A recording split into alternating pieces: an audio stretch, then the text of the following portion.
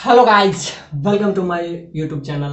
आज के इस नए वीडियो में हम फिर देखेंगे मैग्नेटिज्म का प्रॉब्लम कर रहे थे तो उसी को हम आगे कंटिन्यू करेंगे ये इसी चैप्टर को। और जेई एडवांस 2012 में एक बहुत बेसिक सा प्रॉब्लम पूछा है, एक बहुत कंसेप्चुअल सा प्रॉब्लम पूछा है, तो इसको हम डील करेंगे। तो आप अगर ये वीडियो देख रहे हैं तो पहले आप जाके देख लीजिए कि ईएमआई, एसी, इलेक्ट्रोस्टैट, कैपेसिटर और एसी सारा का एक सीरीज ही हम लेके चल रहे हैं। तो अभी हम मैग्नेटिक फील्ड पे कंसंट्रेट कर रहे हैं, फिर हम ईएमआई पे करेंगे, उसके बाद हम एसी ईएमआई साथ साथ चलेगा, और इलेक्ट्रोस्टैट और कैपेसिटर उसका भी प्रॉब्लम हम एक एक करके मतलब हम लाए हैं। और भी जो बचा खुचा है कुछ प्रॉब्लम जो मतलब प्रीवियस ईयर में पीवाई प्रीवियस ईयर का क्वेश्चन जो रहेगा तो उसे हम कवर करेंगे। तो ये मतलब सीरीज ही चल रहा है पूरा इस टाइप का, तो जिसमें एसी, कैपेसिटर, इलेक्ट्रोस्टैट और ईएमआई और मैग्नेटिज्म, पूरा ईएमआई, पूरा एसी और इलेक्ट्रोस्टैट, इस सारे का कंसेप्चुअल प्रॉब्लम यानी इस सारे का कंसेप्ट हम डील कर रहे हैं। क्वेश्चन के साथ साथ क्या डील कर रहे हैं, बस कंसेप्ट भी, मतलब हमको सिर्फ उसका कंसेप्ट डील करना है कि इस क्वेश्चन में किस किस टाइप का कंसेप्ट आता है। और अगर आपको कंसेप्ट क्लियर हो जाए तो आपको कोई भी प्रॉब्लम आप कोई भी बुक से बना लीजिए, कोई दिक्कत नहीं होगा। चाहे एच सी वर्मा हम पहले कवर अप कर चुके हैं, तो जो भी नए व्यूअर्स हैं तो वो जाके पहले एच सी वर्मा वाला वीडियो देख लीजिए, क्योंकि एच सी वर्मा हम full to A to Z problem हम करवाए हैं। बहुत सारे चैप्टर रही, ऑप्टिक्स, वेव ऑप्टिक्स सबका करवाए हैं, और एसएचएम, ग्रेविटेशन, ये सब चैप्टर का भी हम मतलब प्रॉब्लम उसमें एच सी वर्मा का पहले हम करवा चुके हैं। तो पहले बेसिक अगर आपको सीखना है तो पहले वहाँ जाके सीखिए, और अगर आपको आईआईटी का तैयारी कर रहे हैं तो ये आपके लिए बहुत बढ़िया है। तो पहले हम कंसेप्चुअल पॉइंट ऑफ व्यू से हम एच सी वर्मा को हम पहले डील कर चुके हैं।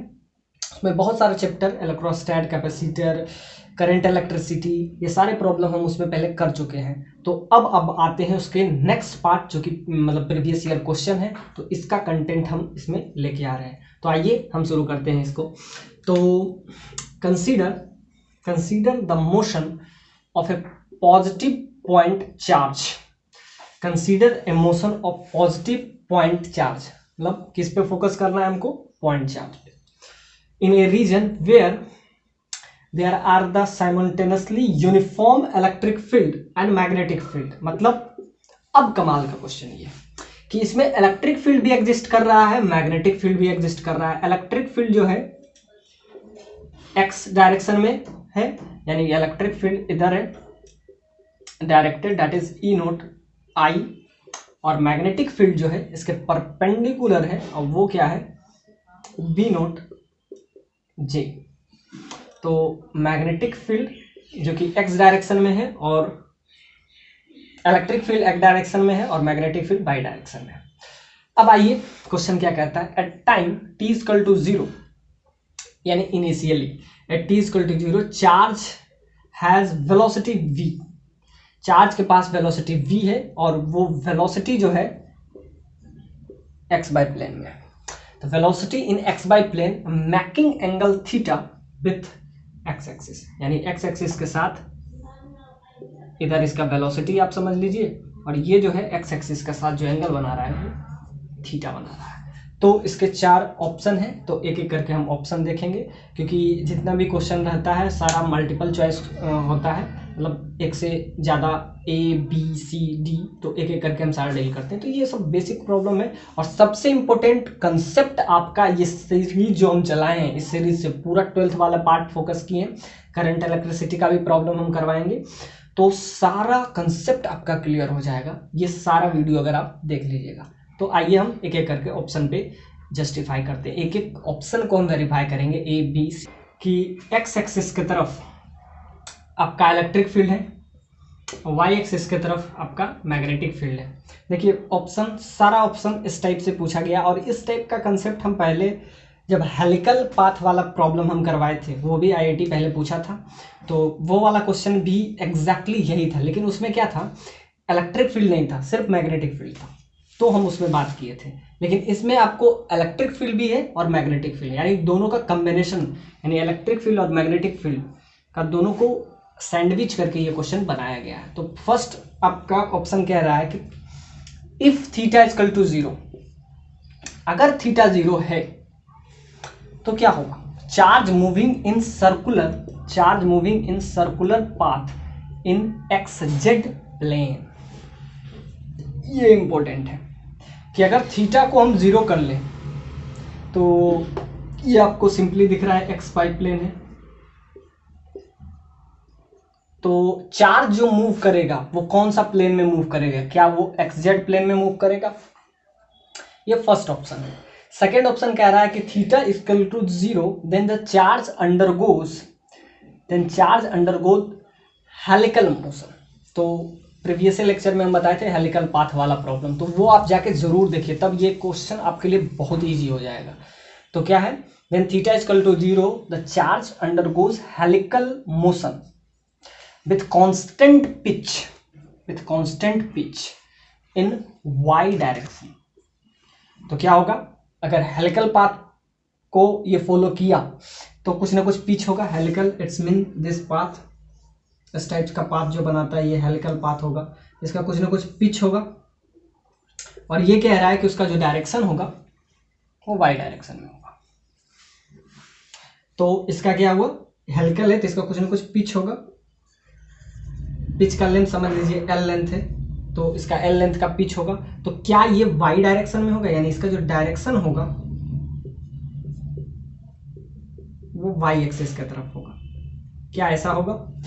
अब ध्यान से देखिए, see if theta equal to 10, theta यहाँ पे क्या है, थीटा का वैल्यू 10 हो जाए तो चार्ज अंडरगोज हेलिकल मोशन, तो वो हेलिकल पाथ को फॉलो करेगा, इस टाइप का पाथ करेगा, and it's increasing with time, यानी कि ये जो है इंक्रीज करेगा टाइम का फंक्शन, यानी कि ये जो है ये टाइम का फंक्शन हो जाना चाहिए अलोंग वाई डायरेक्शन इसका वाई ही रहेगा और हेलिकल पाथ ही बनाएगा, यानी पाथ भी यही रहेगा, इसका हेलिकल पाथ बनाएगा, ये वाई डायरेक्शन में ही रहेगा। लेकिन ये कह रहा है कि ये इंक्रीज करे, यानी कि इसका जो रेडियस है इट्स रेडियस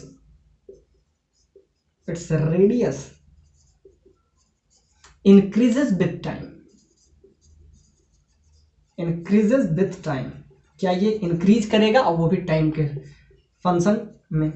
और लास्ट पार्ट आपसे कह रहा है कि अगर थीटा को 90 कर ले, यानी ये जो थीटा है that should be 90 degree, then charge undergoes linear, यानी कि इसका पाथ लीनियर हो और एक्सेलरेशन इसमें आए, और वो एक्सेलरेशन किस डायरेक्शन में हो, वाई डायरेक्शन, मतलब इधर होगा। तो यानी कि ये क्वेश्चन कहने का मतलब ऐसा है कि जब ये थीटा ऐसा हो कि थीटा 90 डिग्री यही होगा, तो ये जो है लीनियर पाथ बना है, यानी हेलिकल पाथ नहीं बना, ये लीनियर पाथ बना है, और ये इसमें एक्सेलरेशन जब थीटा 90 डिग्री, तो ये एक एक जितना भी इसका ऑप्शन है सारा आपको कुछ ना कुछ कंसेप्ट आपको सिखाएगा। तो मेरा point of view equal to 0, तो इसका अगर हम फिगर को क्लियर रखें तो इसमें हम क्या दें, कंसीडर मोशन है, पॉइंट चार्ज का मोशन है, और इसमें क्या है, where there are simultaneously uniform electric field and magnetic field as well, electric field x direction में है, मैग्नेटिक फील्ड वाई डायरेक्शन में है। At a time t equal to 0 this charge has velocity that is v in xy plane, making the angle theta with then the charge moving in circular path in xz direction। अब ध्यान से देखिए, theta को हम 0 put कर लेते हैं, तो इसका फिगर कुछ कैसा बनेगा, इधर आपका y एक्सिस और इधर ही आपका मैग्नेटिक फील्ड, इधर x एक्सिस, इधर आपका क्या है, एक्स एक्सिस के तरफ electric field E that is equal to E naught I। अब ध्यान से देखिए, इधर इलेक्ट्रिक फील्ड है, इधर मैग्नेटिक फील्ड है, और जब हम थीटा को 0 रखते हैं तो उसका डायरेक्शन क्या हो जाएगा, उसका डायरेक्शन वेलोसिटी जो है किधर डायरेक्टेड हो जाएगा, तो वेलोसिटी डायरेक्टेड हो जाएगा इलेक्ट्रिक फील्ड की तरफ, यानी इधर E that is equal to E naught i, और ये आपका आई है। अब ध्यान से देखिए, theta that is equal to 0। अब जब थीटा को हम 0 पुट कर देंगे तो क्या हो जाएगा, इसके डायरेक्शन में आ जाएगा आई में, और ये आपका क्या हो जाएगा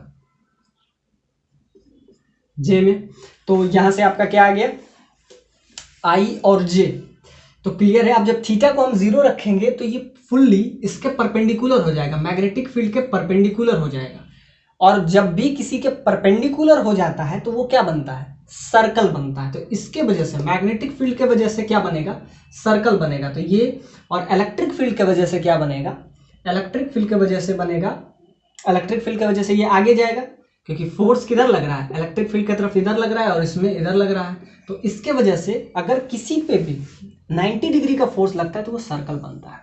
ये पहले भी बता चुके हैं, जब हम हेलिकल पाथ पढ़ा रहे थे तब बता रहे थे कि इसका सर्कल स्ट्रक्चर किस टाइप से बनता है। तो अगर इसका रेडियस r हो तो इस पे वेलोसिटी इधर होता है, और अगर मैग्नेटिक फील्ड अंदर हो मतलब इसके परपेंडिकुलर हो। अंदर का मतलब क्या है, इनवर्ड, और क्या होना चाहिए, परपेंडिकुलर होना चाहिए, परपेंडिकुलर होना चाहिए। जब परपेंडिकुलर होगा और इनवर्ड होगा तो क्या होगा, अगर वेलोसिटी इधर है तो v क्रॉस b तो हमेशा क्या लगता है इधर। फिर यहाँ पे आप आइएगा तो क्या हो जाएगा, v इधर होगा तो v क्रॉस e, यहाँ पे आएंगे तो इधर होगा तो v क्रॉस b, तो इधर करेंगे तो क्या हो जाएगा v क्रॉस b। तो इसका डायरेक्शन क्या हो जाएगा आपका, अल्टीमेटली इसका डायरेक्शन v क्रॉस b जब हम करें तो क्या हो जाएगा, टुवर्ड्स द सेंटर हो जाएगा। तो इसके वजह से ये क्या बन रहा है, कंप्लीट सर्कल बन रहा है, कंप्लीट सर्कल बन रहा है।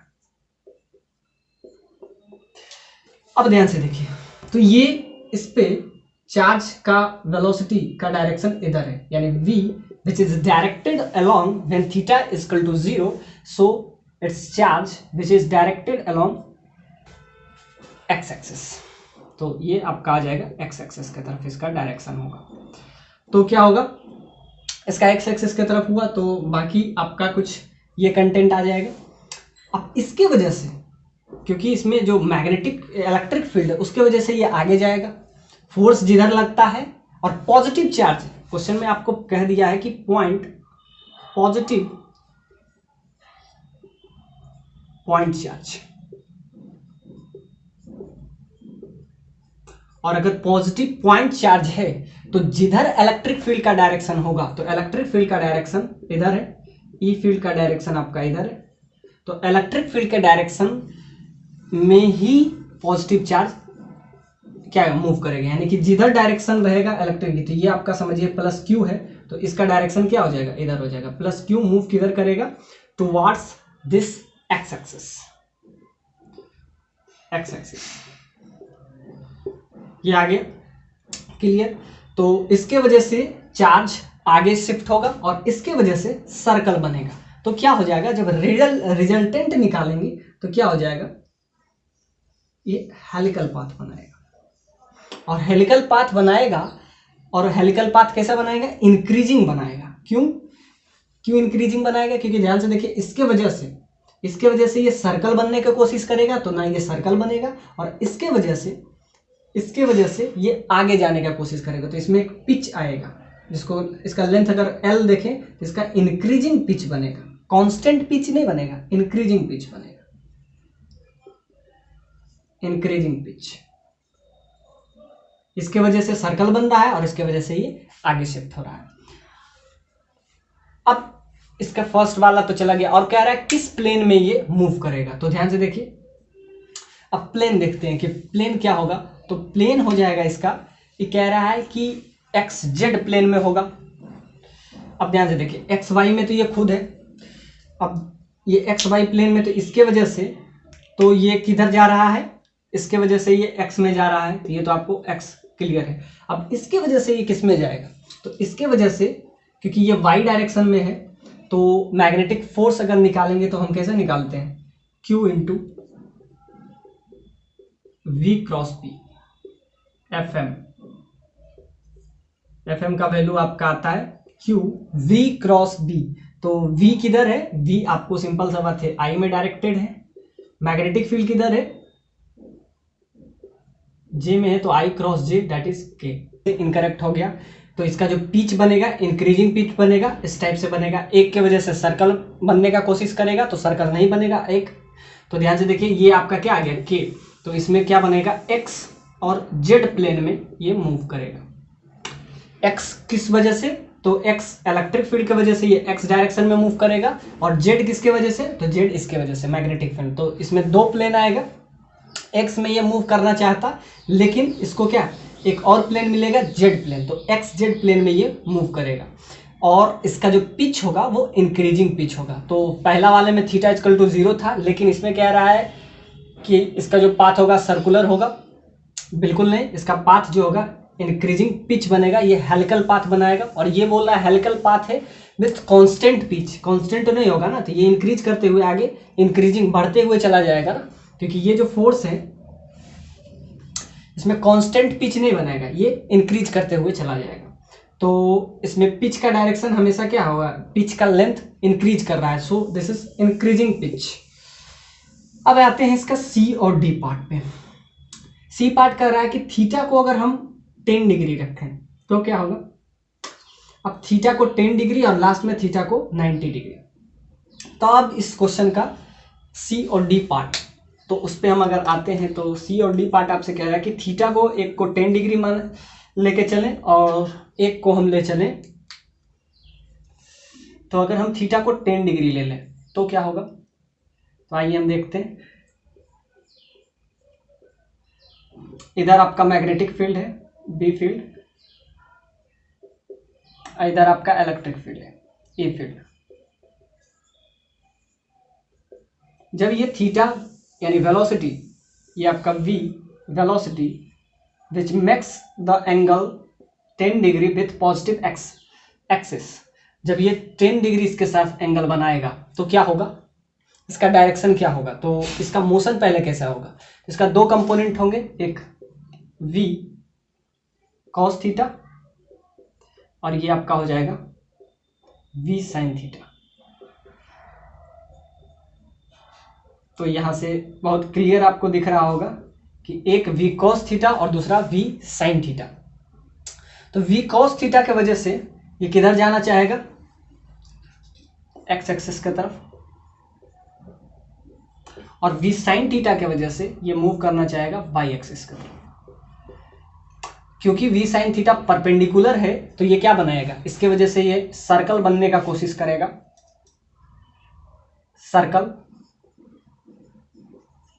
सर्कुलर पाथ ये बनाने का कोशिश कर रहा है कि जब भी किसी पे परपेंडिकुलर फोर्स लगता है तो वो क्या बनाने का कोशिश करता है, सर्कल। और पूरा परपेंडिकुलर होता है तो वो पूरा का पूरा सर्कल बना देता है। अब ध्यान से देखिए, ये चाह रहा है कि ये एक्स एक्सिस में जाए, ये चाह रहा है कि उसके पर सर्कल बने, तो इसका फिर पाथ बनेगा क्या, हेलिकल पाथ बनेगा। अब इसमें क्या होगा, तो जब इसका हेलिकल पाथ बनेगा तो फिर वही वापस से वही क्वेश्चन कि क्या ये इंक्रीजिंग पिच होगा या कांस्टेंट पिच होगा। तो इसमें अगर हम देखते हैं तो v का दो कंपोनेंट है, एक कंपोनेंट उसको सर्कल बनाने का कोशिश करेगा v साइन थीटा, और एक जो है v cos थीटा वो उसको x एक्सिस में मूव करवाएगा। तो ये आपका v है velocity, theta that is 10 degree, एक v cos थीटा और दूसरा v sin थीटा। इधर आपका मैग्नेटिक फील्ड है,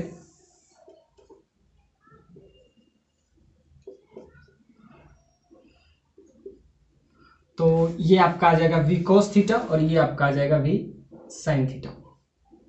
तो v cos थीटा की वजह से ये x एक्सिस की तरफ जाना चाहेगा, फिर इसका वही पाथ बनेगा helical path with increasing helical path with increasing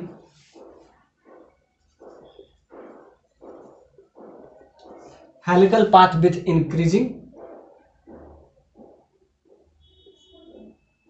pitch, तो ये आ गया। अब कह रहा है कि थीटा को 90 कर ले, यानी ये जो थीटा है तो ये सी वाला ये बनाएगा, ये हेलिकल पाथ ये वाई एक्सिस की तरफ बनाएगा।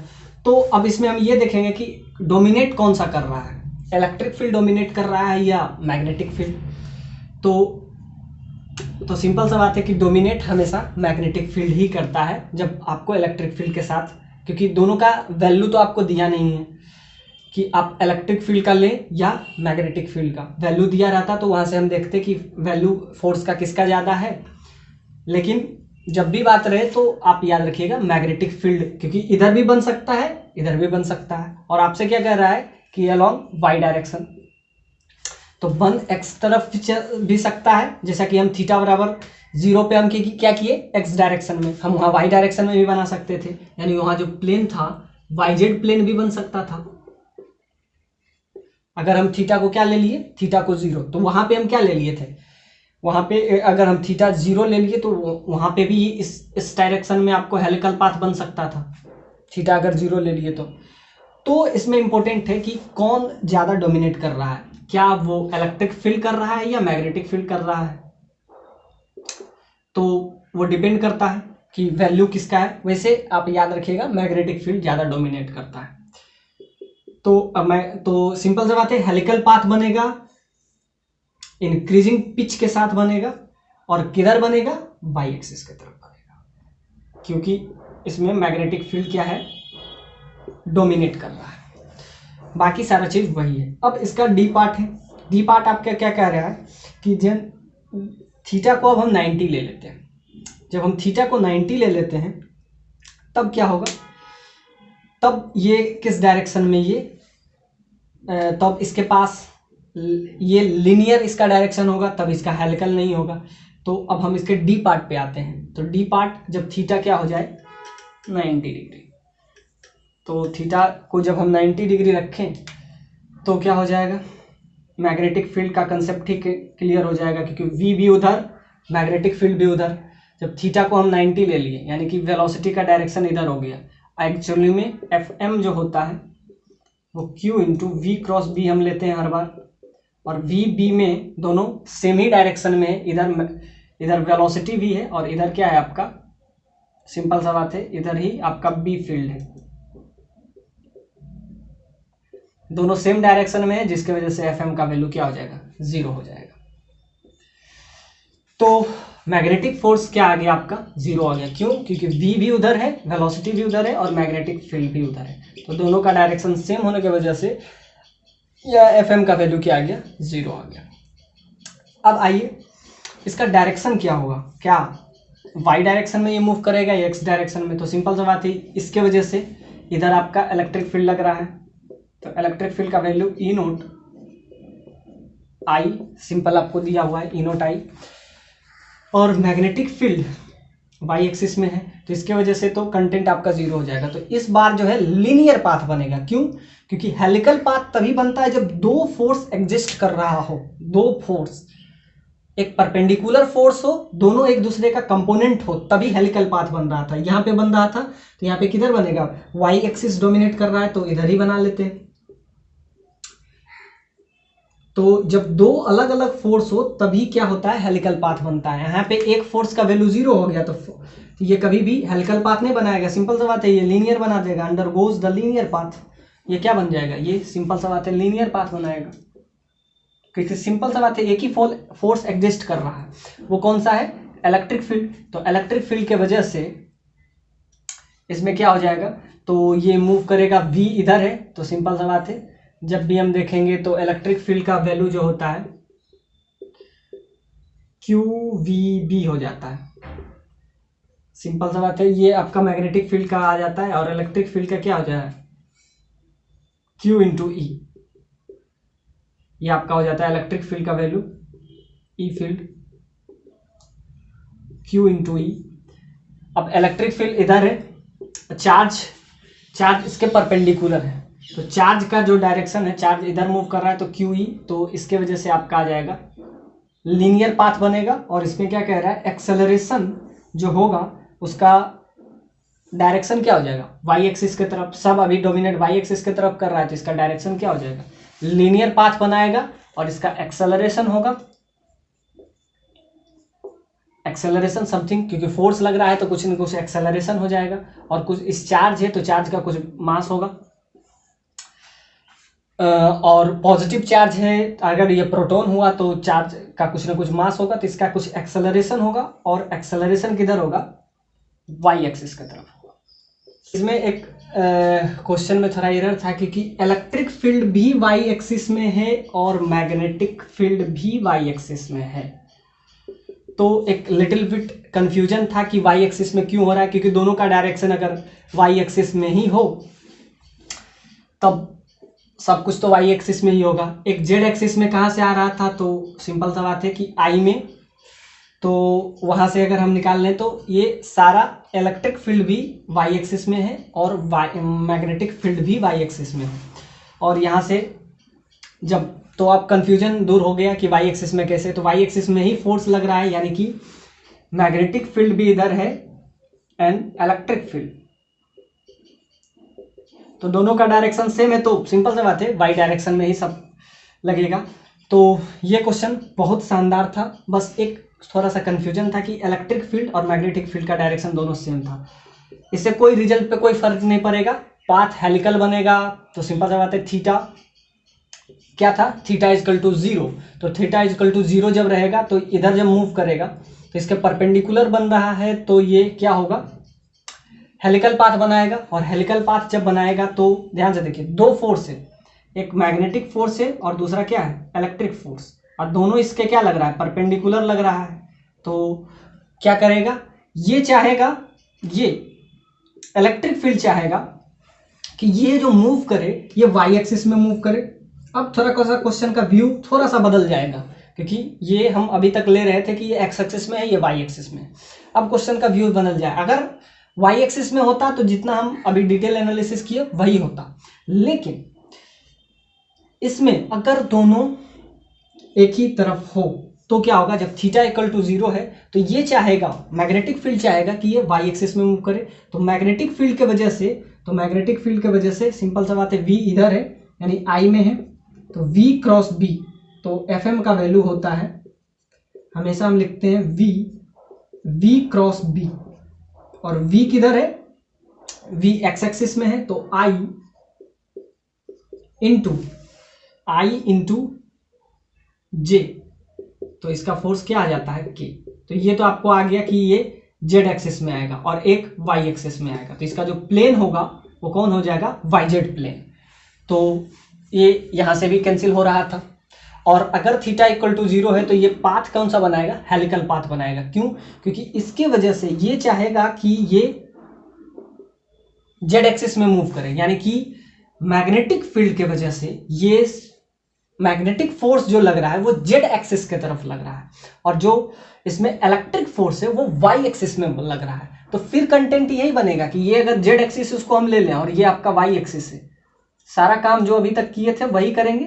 अब क्या होगा, ये वाई एक्सिस में कौन मूव करवाना चाह रहा है, तो इलेक्ट्रिक फील्ड चाह रहा है मूव करवाना वाई एक्सिस में, और ये जेड एक्सिस में कौन मूव करवाना चाह रहा है, तो मैग्नेटिक फील्ड, तो ये मूव किधर करेगा, अब ध्यान से देखिए, कहीं भी मूव नहीं करेगा, तो इसका जो पाथ होगा हेलिकल पाथ होगा, और क्या होगा, इंक्रीजिंग पिच।